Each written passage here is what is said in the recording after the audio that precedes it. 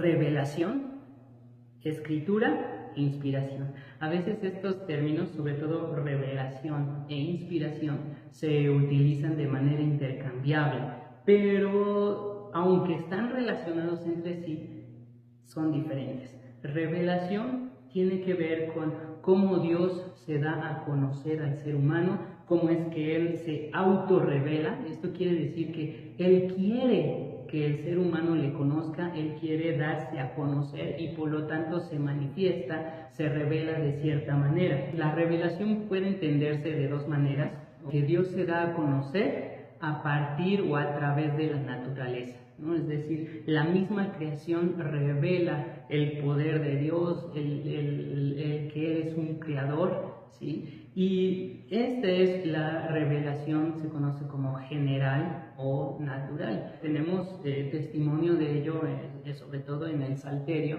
cuando se habla de Dios como el creador del mundo, del universo. Él puso las estrellas en el firmamento. O también lo encontramos, por ejemplo, en el Nuevo Testamento, en Romanos, cuando habla de que la misma creación da testimonio de Dios, ¿no? Y bueno, se habla de esta relación entre la creación y su creador, en particular que el ser humano pues ha rechazado esa revelación de Dios. Por otro lado, se puede hablar de una revelación específica, y esta tiene que ver con cómo Dios va obrando a través de la historia. Él va interviniendo y por lo tanto se va dando a conocer, va demostrando su carácter, va demostrando su nombre, va demostrando su deseo, su voluntad de salvación para el ser humano. Y claramente en la Escritura encontramos que la máxima revelación de Dios es su Hijo, el Logos encarnado.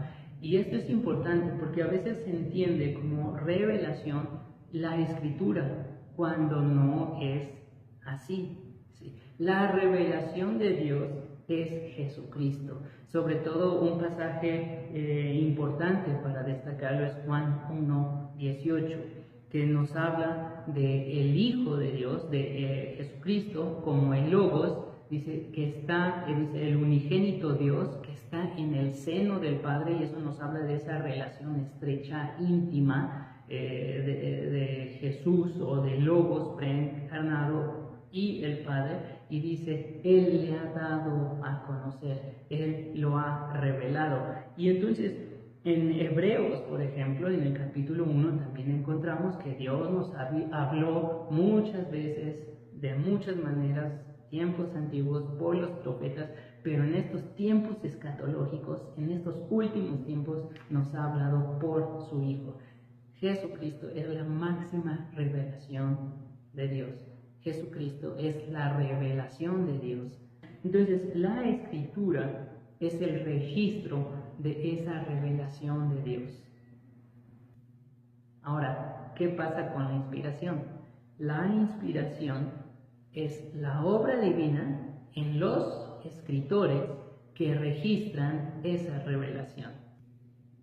En el Antiguo Testamento tenemos frases como, y vino la palabra de Dios sobre, o frases, ve y di a mi pueblo tal cosa, ¿no? Sobre la inspiración profética. Un texto, si quieren seguirlo, 2 de Samuel 23:2, donde el autor sabe, conoce que el Espíritu de Dios está obrando, está hablando. Ezequiel 11:5 encontramos lo mismo. Y en el Nuevo Testamento encontramos la frase que nos refiere al Antiguo Testamento, escrito está, o como fue escrito por el profeta tal o los profetas, o para que se cumpliera lo escrito por, ¿sí? Y tenemos en el Nuevo Testamento varios pasajes que nos muestran esto. Ejemplo, Marcos 12:36, Hechos 4:25, Hebreos 3:7. Estos pasajes nos muestran de esa relación del Nuevo Testamento al Antiguo Testamento, y vemos esa relación allí. Ahora, hay dos pasajes importantes en el Nuevo Testamento que nos hablan acerca de la inspiración. El primero lo encontramos en 2 de Timoteo 3, 16 y 17. El texto, bueno, de Reina Valera: toda la escritura es inspirada por Dios y útil para enseñar, para redarguir, para corregir, para instruir en justicia, a fin de que el hombre de Dios sea perfecto, enteramente preparado para toda buena obra. En este pasaje encontramos el término que se traduce como inspirada por Dios, que es Theopnestos. Theopnestos es un hapax legomena. Esto quiere decir que es un término que aparece una sola vez en la Escritura. Entonces, este término, inspirada por Dios, Theopnestos, solamente lo vamos a encontrar aquí en 2 de Timoteo 3:16. Ahora, este término es un adjetivo. Dependiendo de dónde se ubique el adjetivo en relación al artículo y al sustantivo, va a tener una función determinada. En el texto griego no hay artículo, solamente tenemos pasagrafei, toda escritura. Entonces aquí hay un debate pues que tiene que ver con la gramática, la estructura sintáctica de la oración. Si, por ejemplo, la posición donde se encuentra el adjetivo es atributiva, se podría traducir como toda escritura inspirada. ¿Sí? Toda escritura inspirada por Dios es útil para.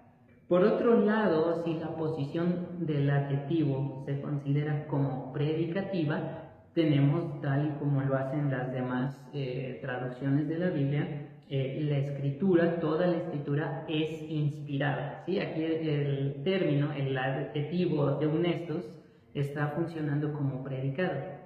Toda la escritura es inspirada por Dios. Ahora, ¿a qué escritura se refiere? El texto nos está mostrando allí que Pablo, al escribir esta epístola, está haciendo énfasis en los falsos maestros, cómo combatir la herejía, y hace un llamado a Timoteo a preservar la escritura, a predicar, a enseñar la escritura, y con ello está hablando del Antiguo Testamento. Cuando se refiere aquí en 2 de Timoteo 3:16, toda la escritura es inspirada por Dios, en particular está hablando del Antiguo Testamento. Recordemos que para el momento en que se escriben las cartas, no hay un Nuevo Testamento. El Nuevo Testamento como tal, es decir, el compendio de los 27 libros, nos llega hasta el siglo IV, ya establecido como tal. En este tiempo hay una circulación de evangelios, de cartas, de textos que no fueron considerados dentro del canon, pero que estaban rondando por allí. Entonces, cuando se escribe esto, no había una Biblia con Nuevo Testamento. La Biblia, en otras palabras, para los primeros creyentes, la escritura para los primeros creyentes era el Antiguo Testamento. Y aquí tenemos que resaltar entonces el valor del Antiguo Testamento para los creyentes hoy. Muchas veces el Antiguo Testamento es dejado de lado, pero recordemos, era la escritura, era la Biblia para los nuevos creyentes en Cristo. Obviamente nosotros tenemos ya ahora el Nuevo Testamento, que nos explique el Antiguo, que podemos ver más claramente. Pero necesitamos darle el valor que se merece al Antiguo Testamento. Entonces aquí tenemos que toda la Escritura, todo el Antiguo Testamento es inspirado por Dios. El otro pasaje que encontramos donde nos habla de la inspiración es en 2 de Pedro 1:20 y el versículo 21.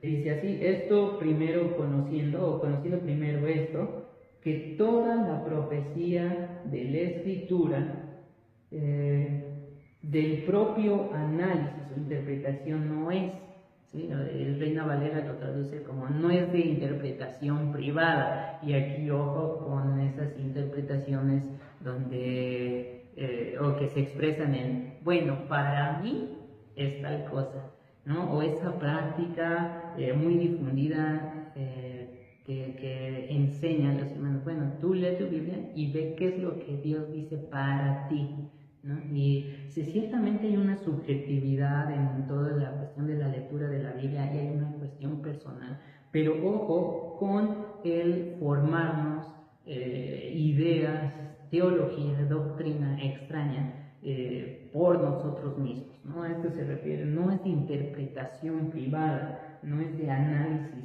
propio, ¿sí? De uno. Y aquí tenemos que ver el valor de estudiar la Biblia en comunidad. La comunidad nos va a dar seguridad para comprender, para interpretar el mensaje de la Escritura. Si tu mensaje, si tu creencia, si tu doctrina, a partir de algo que has leído, va en contra del cristianismo, va en contra de la iglesia, cuidado. Y la siguiente parte, en el versículo 21, dice, porque no por voluntad de hombre fue traída la profecía ninguna vez, sino por el Espíritu Santo, siendo llevados, hablaron por Dios los hombres. Tenemos el jupó más genitivo, tenemos por y el genitivo que es pneumatos hagin, ¿sí? Por el Espíritu Santo. Eso nos habla del agente final, ¿sí? Es decir, los hombres que hablaron por Dios o el mensaje de Dios lo hicieron por obra del Espíritu Santo. Por un lado, segunda de Timoteo nos habla de la inspiración de la Escritura, ¿sí? la Escritura como texto inspirado, y por otro lado, segunda de Pedro nos habla de los autores siendo inspirados o siendo guiados por el Espíritu Santo. Entonces, ¿cómo se puede entender la inspiración? Y esta es una cuestión que a lo largo del tiempo pues se han dado diferentes explicaciones. Por un lado, se resalta únicamente la acción divina y bueno, esto recae en aspectos, en ideas de la inspiración como un éxtasis, ¿no? En la que la persona entraba en este estado de inconsciencia, ¿no? Con los ojos en blanco, quizá una situación catártica en la que como autómata se ponía a escribir el texto. Y bueno, más adelante se vería reflejada esta noción en el montanismo. El montanismo fue un movimiento dentro del cristianismo por ahí del siglo II. Este obispo montano creía y decía y enseñaba que él traía nueva revelación por el Espíritu Santo y tenía ya dos profetisas, Priscila y Maximila, y ellas hablaban también siendo inspiradas por el Espíritu y los historiadores nos registran que esto se realizaba a través de un éxtasis, ¿no? Y creo que tenemos que tener mucho cuidado, sobre todo cuando vemos en movimientos, en iglesias, que hay este tipo de ideas sobre la revelación o sobre la inspiración de palabras, de mensajes, cuando se le da mayor importancia a estas palabras de ciertas personas por encima del texto bíblico. Pero también vemos en la Escritura que el escritor tiene parte en el texto. El escritor vierte de sí en el texto. Vemos, por ejemplo, el carácter de los escritores, estas emociones que se ven reflejadas en el texto, nos muestran la personalidad de los escritores. Vemos la retórica, por ejemplo, es decir, cómo van hilando ideas. Es parte de cómo ellos querían dar a conocer esta revelación. Y podemos ver esta diferencia en el conocimiento de los escritores, por ejemplo, del idioma griego. Algunos lo conocían y lo manejaban muy bien, mientras que otros no.